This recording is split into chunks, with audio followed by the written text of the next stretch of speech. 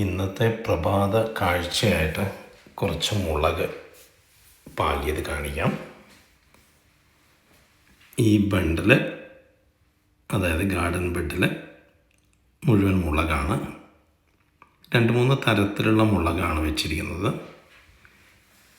നേരത്തെ ഈ ഗാർഡൻ ബെഡിൽ സ്ട്രോബെറി പ്ലാന്റാണ് വെച്ചിരുന്നത്.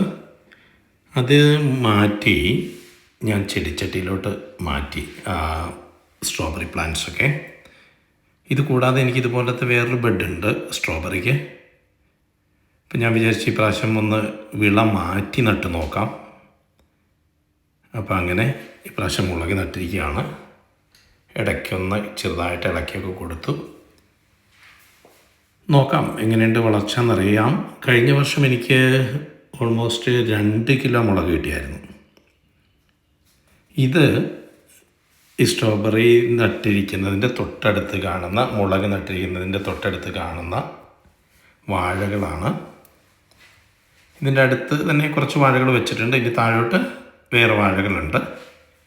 എങ്കിലും ജസ്റ്റ് ഈ മുളകിൻ്റെ ബെഡ് കാണിച്ചപ്പോൾ കുറച്ച് വാഴക്കൊലകൾ ആയി വരുന്നതും കൂടെ എടുക്കാമെന്ന് വിചാരിച്ചു.